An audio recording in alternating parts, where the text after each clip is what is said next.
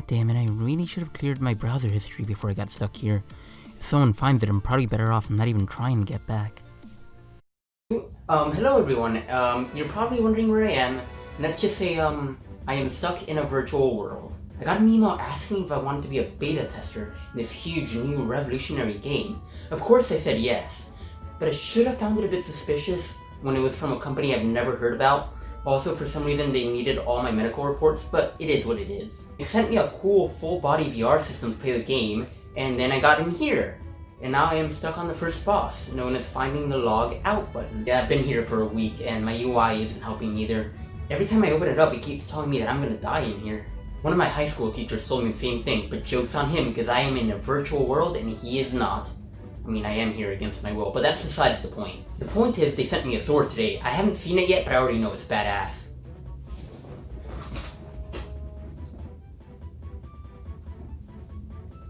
Well, if one of the enemies in the game is a company in need of new ownership, yeah, I think I'll be just fine. I'm gonna die in here.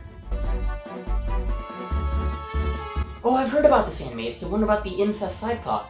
And they are also stuck in a virtual world. This is my way out of here. Maybe if I talk about Sword Art Online, I can escape. Also, when I got here, I was holding in piss, and it's been like a week of holding it in. So I think when I get out, I'm gonna be in need of bladder surgery. Sword Art Online is a very popular anime released back in 2012. Since then, it has gotten a lot of attention for its very creative concept and, well, being trash, basically. Yeah, this anime is usually looked down upon by a lot of anime fans, and it's kind of seen as a what could have been. The main character also receives a lot of hate for being seen as generic and lacking any type of compelling personality traits, which is also what my ex said about me. Joke's on her, she doesn't even exist. The anime has a substantially large fan base, and it's probably one of the most popular animes out here in the West. There have also been many games made for it, but for some reason none of them are in VR. Actually, there is a free VR game for mobile phones where you basically spend your time with Asuna, the female protagonist in the show. The game was never translated to English, so I don't really know what she's saying here, but I'm gonna assume it's something about why I have a Mickey Mouse sword. I can't even touch her, it's like the ultimate anime friend zone. The rest of the Sword Art Online games are alright, I guess. They do a good job of matching the vibe of the anime, but I mean, there's not much to do with them. Except having to explain to your parents why you're on a virtual date with an anime girl. She's real in my heart, Dad, and that's all that matters. Real girls don't understand me like she does. Oh, my VR headset disconnected. Animes about games are super common. There was one I watched recently called No Game, No Life. And it was cool at first, but then the relationship between the main character and his little sister got a bit too personal. Yeah, I was looking for the Brazzers logo the entire time. I think there's nothing better to do than to take a look at the show and see why it's so infamous in the anime community. So before we get started, I should probably make a confession. I watch anime dubbed, not subbed. Yes, I know, that's probably breaking the Weeaboo Geneva conventions or something. I mean, I'm just paranoid that I'll look away from the screen and next thing you know, the main character is already fighting the villain. But with that out of the way, let's get started. Oh, I almost forgot. Now let's get started. So I find it funny that they think by 2022, mankind has found a way of making advanced virtual reality. We're in 2020 right now, and the closest we've gotten is VR chat. The only thing that's contributed to society is a Knuckles meme. You don't know the way. Who knows, maybe Elon Musk's child is actually a code name for advanced VR technology.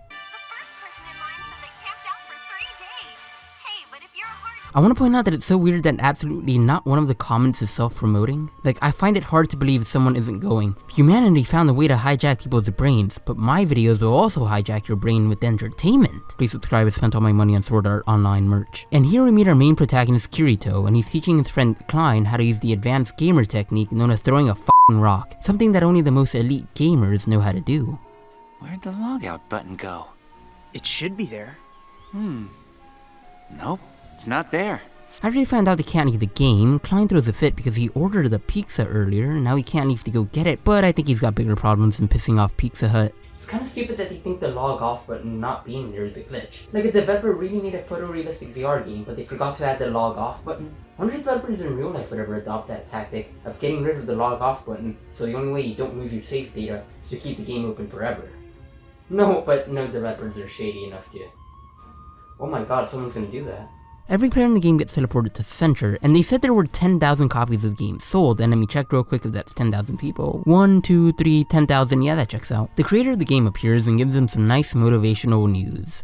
You cannot log yourselves out of SAO.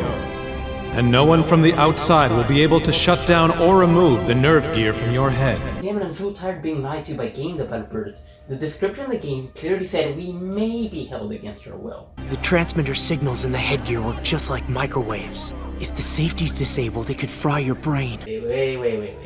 So you're telling me it's common knowledge that the nerve gear could fry your brain, and people still went ahead and bought it? You see, if we listened to the Karens, none of this would have happened, but they're probably too busy burning down 5G towers because they heard voices in their heads. Big scary edgy man in the sky then goes on to explain that removing the nerve gear will cause them to die. And he also states that 213 players have already died because their family or friends took the nerve gear off of them. And of course, something like this is getting huge media coverage around the world. I assume they're getting their information from streamers. And could you imagine being a streamer in this scenario? Like, yeah, your amount of viewers are probably the highest it's ever been, but it doesn't really matter now, does it? The guy who spent thousands of dollars for feet pics must be feeling like shit right now. Defeat the boss on floor 100, and you will clear the game. You see, this is probably complicated for an average player, but for an experienced gamer like me, it's a cakewalk. With these sword skills I've mastered, I'll be getting out of here in no time. I call this one the Seven Serpent Synth Flare. Hiya! And that right there is the setup of Sword Art Online, and from here on out we get started with the first arc in the anime, the Aincrad arc. Now I'm gonna keep it 100% honest with you, I actually enjoyed the first half of the season. Yeah, I know I would have been burned during the Salem witch trials for that opinion, but the anime is actually pretty entertaining.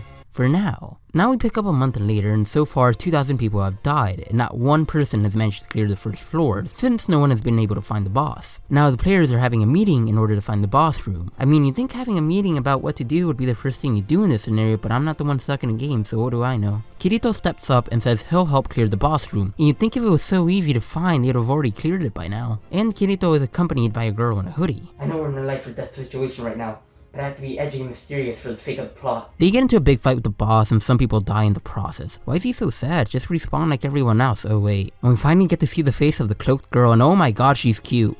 Does she have an OnlyFans? And after that, Kirito reveals that he was a beta tester, which is something that's looked down upon in this world. And he also says that he's actually a cheater too, and they give him a very, very cool nickname. He's a beta tester and a cheater! He's a beater! Yeah, that's what I want on my tombstone when I die. Just the word beater. Nothing else. That right there is how you get your entire anime banned in China. From there on, the anime is mostly Kirito's adventure through Aincrad. But now we see he has a very clear love interest known as Asuna. Oh, but that doesn't stop our bachelor Kirito from pulling other girls. There's one episode when a blacksmith literally confesses her love to him while they're in the air. Like, what exactly has he done that warrants getting the affection of so many girls? Like, all he does is walk around with the black coat and act all tough and heroic. When I do that, girls run away from me because apparently anime is not the same as real life, surprisingly. Oh, and here's Kirito's response to her confession. But I'm falling in love with you! I can't hear a thing! I'm pretty sure he heard you. Move on, Lisbeth. You'll find somebody. There's probably only a couple hundred people left here. Someone must be desperate. From there on out, we're 2 years in since the start of the game, and the players have managed to get to the 74th floor. But now on, we're dealing with Kirito's problem known as getting that coochie, man. Turns out that Asuna's freedom is being held by the guild she joined, the Knights of the Blood Oath. And Kirito has to fight one of their members in order to win Asuna's freedom, and if he loses, he has to join their guild. And you'll never believe this, but the anime protagonist won. I know, it's crazy. And after that, he tells Asuna that he owes his entire life to her. Future would be disappointed in you. And now they move in together, and it's time for the loving to happen. Don't just sit there. It's embarrassing. No, wait, I didn't... I also hate it when my intentions are misunderstood like that. I mean, Kirito is a gamer. Keeping your virginity must always be a top priority, even if it's your virtual virginity. From here on out, the series takes a bit of a more laid-back and romantic turn. Kirito and Asuna move out to a town by a lake and do couple things, like fishing tournaments and adopting a girl that doesn't actually exist. The series takes a bit of a quality dip in my opinion. Like, I'm not really a big fan of romance, it's never been my thing, but I will admit the relationship between them is kinda cute. The problem here is the episodes just kinda feel like filler and kill the momentum of the series. There was some filler earlier in the series, but that was at least entertaining and focused on the game portion of the series. These episodes don't focus on the gaming part at all. What is this, Death Stranding? But luckily soon after, Kirito and Asuna are dragged back into the front lines in order to go up against the boss of the 75th floor, the Skull Reaper. Skull and Reaper, the two words my therapist always tells me to stay far away from. And so commences the final battle of Aincrad in an episode called The End of the World. Oh, it's getting serious. I better unleash the final form on my sword.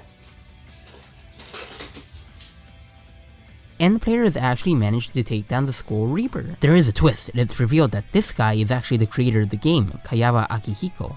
This is the same guy that Kirito fought in an earlier episode, and it turns out he's actually been impressed with Kirito's fighting ability, so much so that he's actually had to go into the game's setting and give himself cheats to beat Kirito. But now it's time for Kirito and Akihiko to engage in an epic fight, and say it with me everybody, the anime protagonist wins. Oh sh**, Kirito died! Oh no, where will I find that generic anime boy now?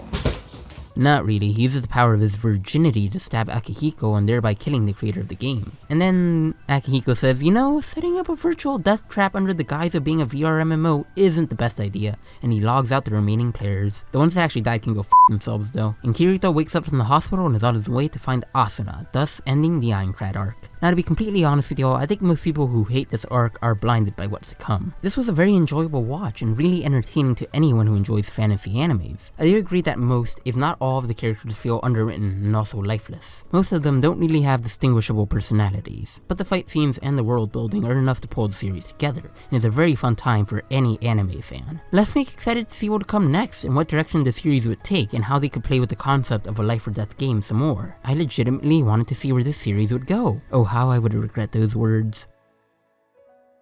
Oh, I've entered the operating system. I could escape. Or I could control the world and be the supreme ruler.